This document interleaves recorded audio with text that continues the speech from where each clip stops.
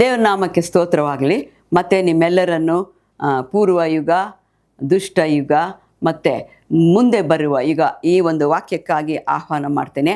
ಇವತ್ತು 2ನೇ ಭಾಗದಲ್ಲಿ ನಾವು ಸ್ವಲ್ಪ ಹೊತ್ತು ಧ್ಯಾನ ಮಾಡೋಣ, ಪ್ರಾರ್ಥನೆ ಮಾಡೋಣ. ಪರಿಶುದ್ಧನೇ ಪರಿಶುದ್ಧನೇ, ನಿನ್ನ ನಾಮಕ್ಕೆ ಸ್ತೋತ್ರ ಸ್ವಾಮಿ. ಯೇಸುವೇ, ಈ ಸಮಯಕ್ಕಾಗಿ ಸ್ತೋತ್ರ ಅಪ್ಪ. ನಿನ್ನ ವಾಕ್ಯವನ್ನು ಕಳುಹಿಸಿ ಗುಣಪಡಿಸುತ್ತೇನೆ ಎಂದು ಸತ್ಯವೇದದಲ್ಲಿ ಹೇಳಿದಿರಪ್ಪ. ಅದೇ ರೀತಿಯಲ್ಲಿ ಅಪ್ಪ, ಈ ವಾಕ್ಯವು ನೋಡುವ ಜನರನ್ನು ಆಶೀರ್ವದಿಸಲಿ, ಅವರ ಹೃದಯವನ್ನು ಮುಟ್ಟಲಿ, ಅವರ ವೇದನೆಗಳು ಕಷ್ಟಗಳು ನೀಗಿ ಹೋಗಲಿ. ಯೇಸು ಕ್ರಿಸ್ತನ ನಾಮದಲ್ಲಿ ಪ್ರಾರ್ಥಿಸ್ತೇನೆ ತಂದೆಯೇ, ಆಮೇನ್ ಆಮೇನ್. ನಾನು ನಿಮಗೆ ಕಳೆದ ವಾರದಲ್ಲಿ ಹೇಳಿದೆ ಪೂರ್ವ ಯುಗ ಯಾವ ರೀತಿ ಜಲಪ್ರಳಯವಾಯಿತು ಅಂತ ಹೇಳಿದೆ. ಹಾಗೆಯೇ ಈಗಿರುವ ಭೂಮಿ ಆಕಾಶಗಳು, ನಾವು ವಾಸ ಮಾಡುತ್ತಿರುವಂಥ ಈ ಭೂಮಿ ಆಕಾಶಗಳು ಬಂದು ಈ ಯುಗ ಬಂದು ಎಲ್ಲ ಒಂದು ಬೆಂಕಿಯಿಂದ ನಾಶ ಆಗ್ತದೆ ಅಂತ ದೇವ್ರ ವಾಕ್ಯ ಹೇಳ್ತದೆ. ಇದು ಇಟ್ಟಿರೋದೇ ಅದು ಬೆಂಕಿಯಿಂದ ನಾಶ ಆಗೋದಕ್ಕೆ, ಅಂದರೆ ಈಗ ನಾವು ವಾಸ ಮಾಡ್ತಾ ಇರೋದು ಅಂತ. ಇದಕ್ಕೆ ಭೂಮಿಯನ್ನು ಹೇಗೆ ನಾಶ ಮಾಡ್ತಾರೆ ಎಂಬುದಕ್ಕೆ ಅನೇಕ ಪ್ರವಾದಿಗಳು ಹೇಳ್ತಾರೆ. ಈ ಭೂಮಿಯನ್ನು ಮಾಡ್ಬೋದು, ಆಕಾಶನ ಹೇಗೆ ನಾಶ ಮಾಡ್ತಾರೆ ಎಂಬ ಒಂದು ಪ್ರಶ್ನೆ ಈಗಿನ ವಿಜ್ಞಾನಿಗಳಿಗೆ ಬಂದಿದೆ. ಸತ್ಯ ವೇದ ನಾವು ಓದಿರೋ ಪ್ರಶ್ನೆ ನಮಗೆ ಬರ್ತದೆ. ಅಂದರೆ ನಾವೆಲ್ಲ ಈ ಇದರಲ್ಲಿ ವಾಸ ಮಾಡ್ತಾ ಇದ್ದೀವಾ, ಆದರೆ ನಾವು ಹೇಗಿದ್ದೀವಿ ಅಂತ ನಮ್ಮನ್ನು ನಾವೇ ಪ್ರಶ್ನೆ ಮಾಡ್ಕೋಬೇಕು. ಈಗ ತಾನೇ ಹೇಳಿದೆ, ದೇವರ ಪೂರ್ವ ಯುಗ ನಾಶ ಮಾಡಿದ್ರು. ಹಾಗೆ ಮಾಡುವಾಗ ಭೂಮಿ ಮಾತ್ರನೇ ಡ್ಯಾಮೇಜ್ ಆಯಿತು, ಭೂಮಿಗೆ ಮಾತ್ರನೇ ನಾಶ ಆಯಿತು, ಆಕಾಶಕ್ಕೆ ಏನೂ ಆಗಲಿಲ್ಲ. ಅದನ್ನು ನಾವು ನೆನಪಿನಲ್ಲಿ ಇಟ್ಕೊಳ್ಬೇಕು. ಯಾಕಂದರೆ ಈಗ ನಾವು ಜೀವಿಸ್ತಿರುವ ಯುಗ ದೇವರು ಅಗ್ನಿಯಿಂದ ನಾಶ ಮಾಡ್ತಾರೆ ಅನ್ನೋದನ್ನು ನಮ್ಮ ನೆನಪಿಗೆ ಬರಲಿ. ಈ ಯುಗದ ಹೆಸರು ದುಷ್ಟ ಯುಗ. ನಾವು ವಾಸ ಮಾಡ್ತಿರೋದಂತೂ ಈವಿಲ್ ವರ್ಲ್ಡ್, ದುಷ್ಟ ಯುಗ ಅಂತ ಇದಕ್ಕೆ ಹೆಸರು. ಇಲ್ಲಿ ನೋಡ್ರಿ, ಯೆಶಾಯ ಪುಸ್ತಕ 65ನೇ ಅಧ್ಯಾಯ 17ನೇ ವಚನದಲ್ಲಿ ಹೇಳ್ತಾ ಇದೆ, ದುಷ್ಟ ಯುಗ ಆದಮೇಲೆ, ಅಂದರೆ ಈ ಯುಗ ಆದಮೇಲೆ ಮತ್ತೆ ಇದೇ ಭೂಮಿ ಮೇಲೆ ಒಂದು ಹೊಸ ಯುಗ ಬರ್ತದೆ. ಅಂದರೆ ಇದು ನಾನು ಯಾವುದೂ ಹೇಳ್ತಾ ಇಲ್ಲ, ಎಲ್ಲ ಸತ್ಯವೇದ ಹೇಳ್ತಾ ಇರೋದು. ಸತ್ಯವೇದದಲ್ಲಿ ವಾಕ್ಯದಲ್ಲಿ ಓದುವಾಗ ಪೂರ್ವ ಯುಗ ಇತ್ತು, ನಾವಿರೋದು ದುಷ್ಟ ಯುಗ, ಇವಿಲ್ ವರ್ಲ್ಡು. ಮುಂದೆ ನಾವು ಆದಮೇಲೆ ಬರೋಂಥ ಯುಗ, ಮುಂದೆ ಬರುವ ಯುಗ ಅಂತಲೇ ಅದಕ್ಕೆ ಹೆಸರು. ಅದಕ್ಕೆ ಕನ್ಫರ್ಮ್ ಮಾಡಬೇಕಾದ್ರೆ ಯೆಶಾಯ 65ನೇ ಅಧ್ಯಾಯ 17ನೇ ವಚನ ನೋಡೋಣ. ಈಗೋ ನಾನು ನೂತನ ಭೂಮಿ ಆಕಾಶಗಳನ್ನು, ನೂತನ ಭೂಮಂಡಲವನ್ನು ಸೃಷ್ಟಿಸಿದೆನು, ಮೊದಲಿದ್ದದ್ದೆಲ್ಲ ಯಾರೂ ಜ್ಞಾಪಿಸಿಕೊಳ್ಳಲಾರರು. ಹೌದು, ನಮ್ಮನೆ ನಾವು ಉದಾಹರಣೆಗೆ ನೋಡ್ಬೇಕಾದ್ರೆ ಹಳೇದು ನಮ್ಗೆ ಗೊತ್ತೂ ಇಲ್ಲ, ನೆನೆಸ್ಕೊಳ್ಳೋದು ಇಲ್ಲ. ಒಂದು ವೇಳೆ ಸತ್ಯವೇದ ಚೆನ್ನಾಗಿ ಆಳವಾಗಿ ಓದೋರಾದರೆ ಅವ್ರು ಹೆಂಗೆಲ್ಲ ಸತ್ರು, ನಾವ್ಯಾಕೆ ಹೇಗಿದ್ದೀವಿ ಅಂತ ನಾವು ಯೋಚನೆ ಮಾಡ್ಬೋದು. ನಾನು ಕೂಡ ಇದನ್ನು ಪ್ರಿಪೇರ್ ಮಾಡುವಾಗಲೇ ಅದ್ರ ಬಗ್ಗೆ ಯೋಚನೆ ಮಾಡ್ತಾ ಇರೋದು. ಹಾಗೆ ಎಷ್ಟೋ ಜನ ಇರ್ತಾರೆ. ಆದ್ದರಿಂದ ಸತ್ಯವೇದನ ನಾವು ಪ್ರತಿದಿನ ಓದಬೇಕು. ನೋಡಿ, ನೆನಪಿಗೆ ಬಾರದು. ನಾನು ಮಾಡುವ ಸೃಷ್ಟಿ ಕಾರ್ಯದಲ್ಲಿ ಹರ್ಷಗೊಂಡು ಉಲ್ಲಾಸಿಸಿರಿ.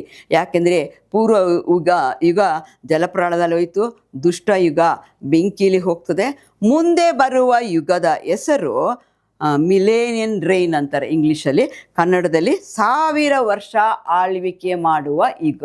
ಇದು ಸ್ವಲ್ಪ ಉದ್ದದಲ್ಲಿದೆ, ಜ್ಞಾಪಕ ಇಟ್ಕೊಳ್ಳಿ. ಪೂರ್ವ ಯುಗ ಹೋಯ್ತು, ಜಲಪ್ರಳಯ, ದುಷ್ಟ ಯುಗ ಬೆಂಕಿಲಿ ಹೋಗುತ್ತೆ. ಎಲ್ಲಿ ಹೋಗಿಲ್ಲ ಅಂತ ಕೇಳ್ಬಿಡಿ, ಇನ್ನು ನಮ್ಮದು ಯುಗ ಮುಗಿದಿಲ್ಲ. ನಾವಿರ್ಬೋದು, ನಮ್ಮ ಮಕ್ಕಳಿರ್ಬೋದು, ನಮ್ಮ ವಂಶ ಇರ್ಬೋದು, ನಾವಿರುವಾಗಲೇ ಆಗ್ಬೋದು. ಅದು ನಮಗೆ ಸಮಯ ಬೈಬಲಲ್ಲಿ ಹೇಳಿಲ್ಲ. ಆದರೆ ನಾವೀಗ ವಾಸ ಮಾಡ್ತಿರೋ ಯುಗ ಬಂದು ಖಂಡಿತವಾಗ್ಲೂ ಅಗ್ನಿಯಲ್ಲಿ ನಾಶ ಆಗ್ತದೆ ಅನ್ನೋದಂತೂ ನಿಜ. ಈ ಸ್ಥಳದಲ್ಲಿ ಯೇಸುವಿನ ರಹಸ್ಯ ಬರೋಣ ನಡೀತದೆ ಈಗಲೇ. ಈ ಯುಗದಲ್ಲಿ ಚೆನ್ನಾಗಿ ಅರ್ಥ ಮಾಡ್ಕೊಳ್ಳಿ, ಈ ಯುಗ ಮುಗಿಯೋದ್ರೊಳಗೆ, ಈ ಯುಗ ಒಂದಿನ, 1 ವರ್ಷ, 1000 ವರ್ಷ, 2000 ವರ್ಷ ಅದು ಲೆಕ್ಕ ನಮಗೆ ಇಲ್ಲ. ಆದರೆ ದೇವರು ಹೇಳೋದು, ವಾಕ್ಯ ಹೇಳೋದು, ಈ ಯುಗದಲ್ಲಿ ಮುಗಿಯುವ ಸಮಯದಲ್ಲಿ 2ನೇ ಬರೋಣ ಯೇಸು ಸ್ವಾಮಿದು. ಆ ಯೇಸು ಸ್ವಾಮಿ 2ನೇ ಬರೋಣದಲ್ಲಿ ರಹಸ್ಯ ಬರೋಣ, ಎಲ್ರಿಗೂ ಇದು ಗೊತ್ತಾಗಲ್ಲ. ಸೀಕ್ರೆಟ್ ಕಮ್ಮಿಂಗು, ಸೆಕೆಂಡ್ ಬರೋದು. ಯೇಸು ಸ್ವಾಮಿ ಸಡನ್ನಾಗಿ ಬರ್ತಾರೆ, ನಮ್ಗೆ ಯಾರಿಗೂ ಗೊತ್ತೇ ಇರಲ್ಲ. ನಾವಿರೋ ಪಾಪದಲ್ಲಿ, ನಾವಿರೋ ಸುಖದಲ್ಲಿ, ನಾವಿರೋ ಭಕ್ತಿಲಿ ನಾವಿರ್ತೀವಿ. ಆದರೆ 2ನೇ ಬರೋಣ ಬರುವಾಗ ಅವ್ರ ಜೊತೆ ಯಾರ್ಯಾರು ಬರ್ತಾರೆ ಅಂದರೆ, ಕೆಲವರೆಲ್ಲ ಹಾಗೆ ಎತ್ತಲ್ಪಡ್ತಾರೆ. ಯಾರು ರಕ್ಷಣೆ ಹೊಂದಿದಾರೋ, ಯೇಸುವಿನ ಚಿತ್ತದಂತೆ ನಡ್ಕೊಳ್ತಾ ಇದ್ದಾರೋ ಅವರು ರಹಸ್ಯವಾಗಿ ಯೇಸು ಸ್ವಾಮಿ ಜೊತೆ ಮೇಲೋಗ್ತಾರೆ ಅಂತ ದೇವ್ರ ವಾಕ್ಯ ಹೇಳ್ತದೆ. ಅಷ್ಟೇ ಅಲ್ಲ, ಪುನರುತ್ಥಾನದಲ್ಲಿ, ಮೊದಲನೇ ಪುನರುತ್ಥಾನದಲ್ಲಿ ಯಾರ್ಯಾರು ಎದ್ರೋ ಅವರೆಲ್ಲ ಕೂಡ ಯೇಸು ಸ್ವಾಮಿ ಜೊತೆ ಬಂದು ಈ ನಮ್ಮ ಅಗ್ನಿಲಿ ಈ ಯುಗ ನಾಶ ಆದಮೇಲೆ ಹೊಸ ಯುಗ, ನಾನು ಹೇಳಿದೆ ಯೆಶಾಯ 65:17 ನೂತನ ಭೂಮಿ ಆಕಾಶಗಳು ಉಂಟಾಗ್ತದೆ. ನಾವೀಗ ವಾಸ ಮಾಡೋ ಈ ಸ್ಥಳದಲ್ಲೇ ಮತ್ತೆ ನೂತನವಾಗಿ ಭೂಮಿ ಮತ್ತು ಆಕಾಶ ಉಂಟಾಗ್ತದೆ. ಇಲ್ಲಿ 1000 ವರ್ಷ ಆಳ್ವಿಕೆ ಮಾಡ್ತಾರೆ ಯೇಸು ಸ್ವಾಮಿ. ಅವರ ಜೊತೆ ಯಾರ್ಯಾರು ಮೊದಲು ಪುನರುತ್ಥಾನ ಹೊಂದಿದ್ರು, ಯಾರ್ಯಾರು ರಹಸ್ಯವಾಗಿ ಎತ್ತಲ್ಪಟ್ಟರು, ಅದ್ರಲ್ಲಿ ನಾವು ಇರ್ಬೋದು, ಇಲ್ಲದೇನೆ ಇರ್ಬೋದು, ಡಿಪೆಂಡ್ ಅದು ನಮ್ಮ ಮೇಲೆ ಡಿಪೆಂಡ್ ಆಗ್ತದೆ. ಅದಲ್ಲಿ ಎಷ್ಟು ವರ್ಷ ಮಾಡ್ತಾರೆ? 1000 ವರ್ಷ ಕ್ರಿಸ್ತನೊಂದಿಗೆ ಜೀವಿಸ್ತಾರೆ ಅಂತ ದೇವರ ವಾಕ್ಯ ಹೇಳ್ತದೆ. ಎಲ್ಲ ಇದು ದೇವರ ವಾಕ್ಯದಲ್ಲಿ, ಸತ್ಯವೇದದಲ್ಲಿ ವಿತ್ ರೆಫರೆನ್ಸ್ ಕೊಟ್ಟಿದ್ದಾರೆ. ನಾವು ಅದನ್ನು ನೋಡಬೇಕು. ದೇವರಿಗೆ ಮಹಿಮೆ ಆಗಲಿ. ಅಂದರೆ ನಾವು ಈಗ ವಾಸ ಮಾಡುವ ಒಂದು ಯುಗ ಅಗ್ನಿಯಿಂದ ನಾಶ ಆಗ್ತದೆ. ಮತ್ತು ಆ ದಿನದಲ್ಲಿ ಆಕಾಶ ಮಂಡಲವು ಬೆಂಕಿ ಹತ್ತಿ ಲಯವಾಗಿ ಹೋಗುವುದು.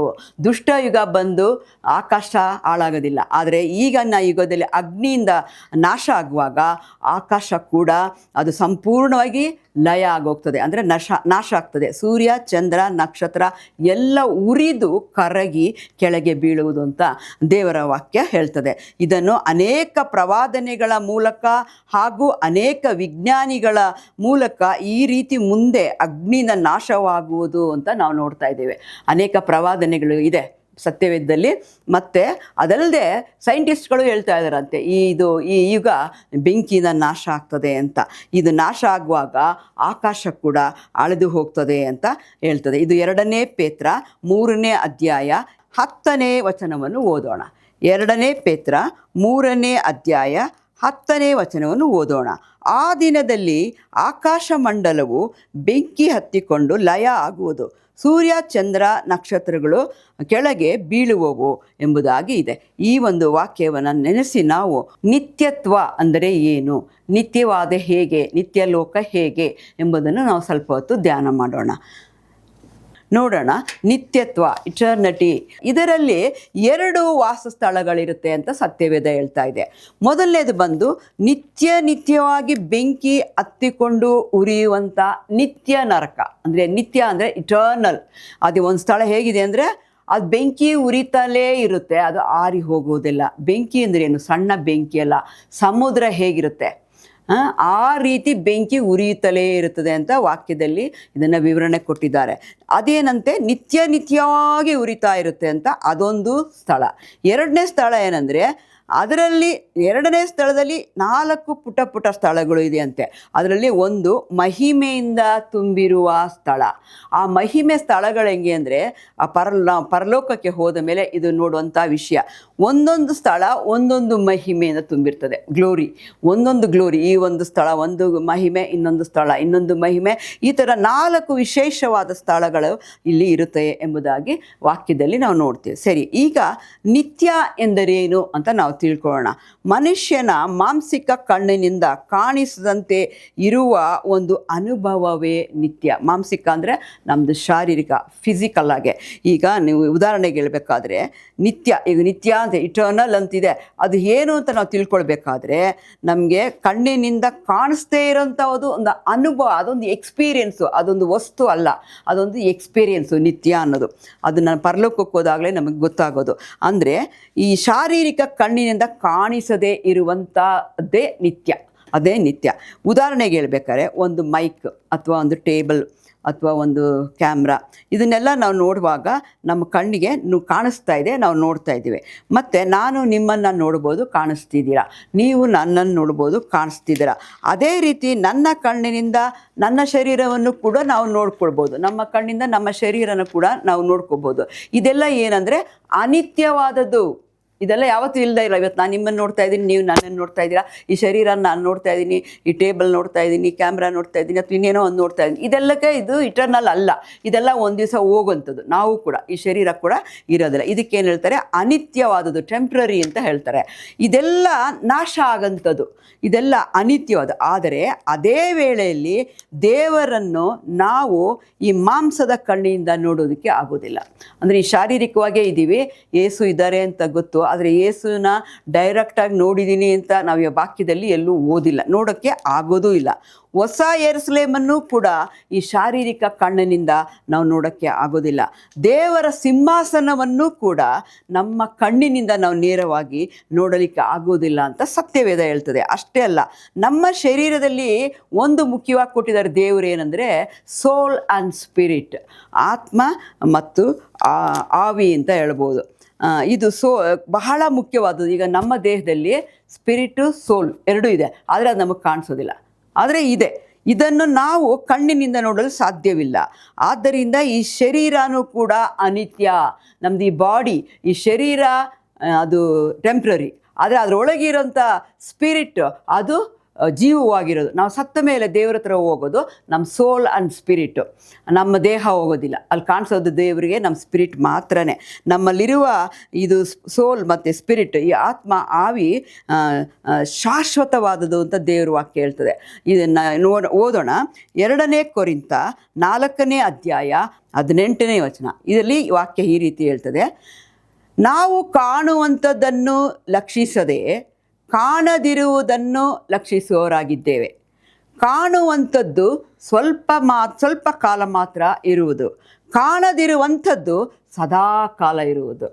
ನಾವೇನು ಕಾಣ್ತೀವೋ ಅದನ್ನು ಲಕ್ಷಿಸೋದಿಲ್ಲ, ಕಾಣದಿರೋದನ್ನು ನಾವು ಇವಾಗ ಕಾಣದೇ ಇರೋದನ್ನ ನಾವು ಇಂಟ್ರೆಸ್ಟಾಗಿ ಕೇಳ್ತಾ ಇದ್ದೀವಿ, ಕಾಣೋಂಥದ್ದನ್ನ ನಾವು ಗಮನಿಸ್ತಾ ಇಲ್ಲ.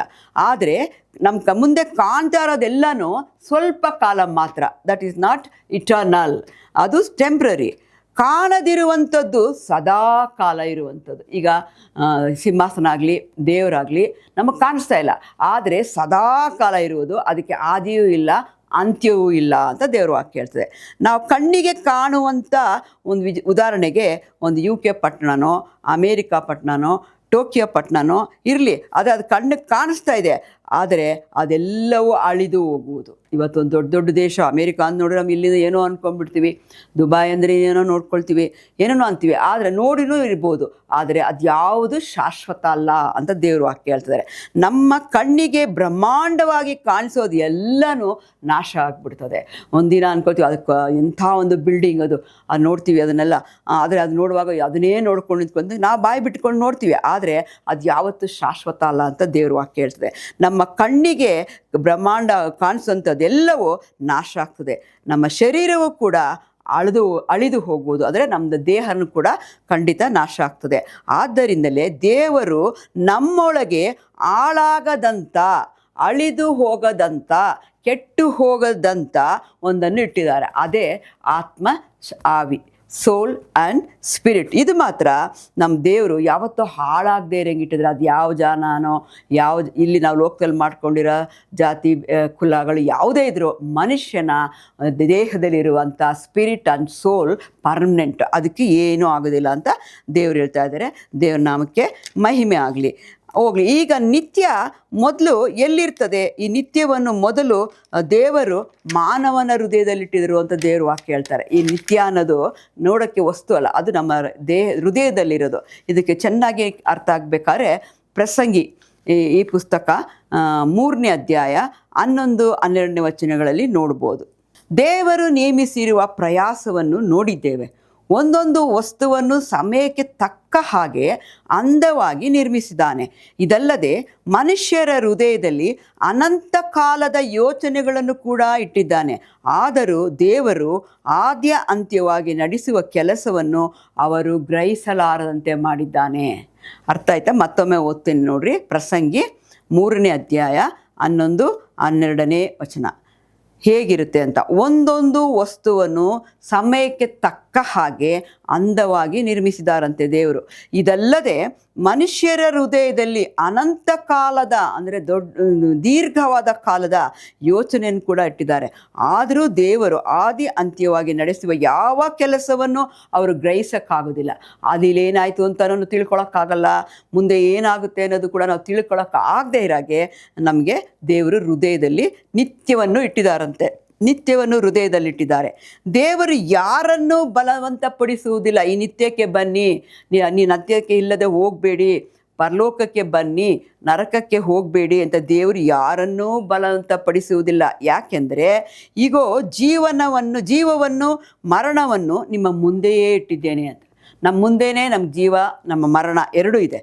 ನಿನ್ನ ಮುಂದೆ ಜೀವವು ನಾಶನವು ಎರಡನ್ನೂ ಇಟ್ಟಿದ್ದೀನಿ. ಅಷ್ಟೇ ಅಲ್ಲ, ಈಗಿರೋ ನಿಮ್ಮ ಜೀವ ಸ್ಪಿರಿಟ್ ಆಗಲಿ ದೇಹ ಆಗಲಿ ಎರಡನ್ನೂ ನೀವೇ ಆರಿಸ್ಕೋಬೋದು. ನಾಶಕ್ಕಾದರೂ ಆರಿಸ್ಕೋಬೋದು ಅಥವಾ ಅದು ಜೀವಕ್ಕಾದರೂ ಆರಿಸ್ಕೋಬೋದು. ಭಕ್ತಿಯಿಂದ ಈ ಲೋಕದಲ್ಲಿ ಜೀವಿಸಿ ಪರಲೋಕಕ್ಕೆ ಹೋಗಬಹುದು, ಅದೇನು ನಿತ್ಯವಾದದ್ದು. ಅಥವಾ ನಿಮ್ಮಿಷ್ಟದಂತೆ ಈ ಲೋಕದಲ್ಲಿ ಎಲ್ಲ ಆಸಪಾಸೆಗಳು, ಬೇಡದಂಥ ಕಾರ್ಯಗಳು, ಬೇಡದಂಥ ಕೆಟ್ಟ ಮಾರ್ಗದಲ್ಲಿ ನಡೆಸಿ ನರಕಕ್ಕೂ ಹೋಗಬಹುದು. ಎರಡಕ್ಕೂ ನಿಮಗೇ ನಾನು ಅಧಿಕಾರ ಕೊಟ್ಟಿದ್ದೇನೆ.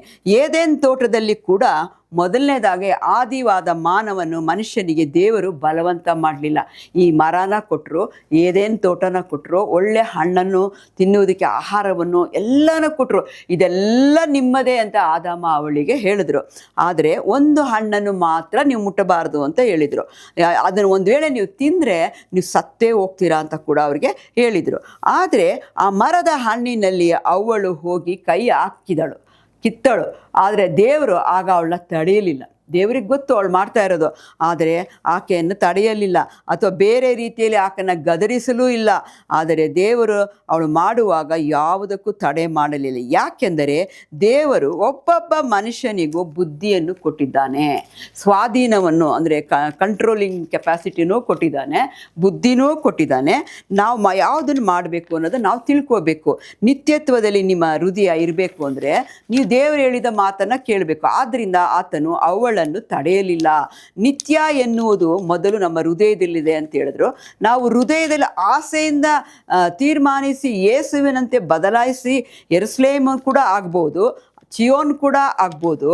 ಆದರೆ ನಾವು ನಮ್ಮ ಇಷ್ಟದಂತೆ ಆಶಾಪಾಶಗಳಿಗೆ ಬಿದ್ದರೆ, ದುರ್ಮಾರ್ಗದಲ್ಲಿ ನಡೆದರೆ ನಾವು ನೇರವಾಗಿ ನರಕಕ್ಕೆ ಹೋಗುತ್ತೇವೆ ಎಂಬುದಾಗಿ ಈ ವಾಕ್ಯ ನಮಗೆ ತಿಳಿಸ್ತಾ ಇದೆ. ನಿತ್ಯ ಅನ್ನೋದು ನಾವು ಪರಲೋಕ ಸೇರುವಂಥದ್ದು, ನಿತ್ಯದಲ್ಲಿ ಇಲ್ಲದೆ ಹೋದರೆ ನರಕ ಸೇರುವುದು ಅಂತ ಈ ವಾಕ್ಯದ ಅರ್ಥ. ಆದ್ದರಿಂದ ಈ ಭೂಮಿಯಲ್ಲಿ ನಾವು ಇರುವಾಗಲೇ ನಿತ್ಯ ರಾಜ್ಯಕ್ಕೆ ಹೋಗಲು ನಾವು ಸಿದ್ಧರಾಗ್ತಾ ಇದ್ದೇವಾ ಅಂತ ನಮ್ಮನ್ನು ನಾವೇ ಪ್ರಶ್ನೆ ಮಾಡ್ಕೋಬೇಕು. ಇಲ್ಲ, ನಾವೇನಾದರೂ ಪರವಾಗಿಲ್ಲ, ನಾವು ಎಂಜಾಯ್ ಮಾಡ್ತೀವಿ, ನರಕಕ್ಕೆ ಹೋದ್ರೂ ಪರವಾಗಿಲ್ಲ, ಅದೇ ನಿಜಾನ ಸುಳ್ಳ ಅಂತ ಅದಕ್ಕಾಗಿ ಸಿದ್ಧ ಮಾಡ್ಕೊಳ್ತಾ ಇದ್ದೀರಾ ಎಂಬ ಪ್ರಶ್ನೆ ನಮ್ಮ ಮಧ್ಯೆ ಬರ್ತದೆ. ಈ ಒಂದು ವಾಕ್ಯವನ್ನು ನೆನೆಸಿ ನಾವು 3ನೇ ಭಾಗಕ್ಕೆ ಹೋಗೋಣ.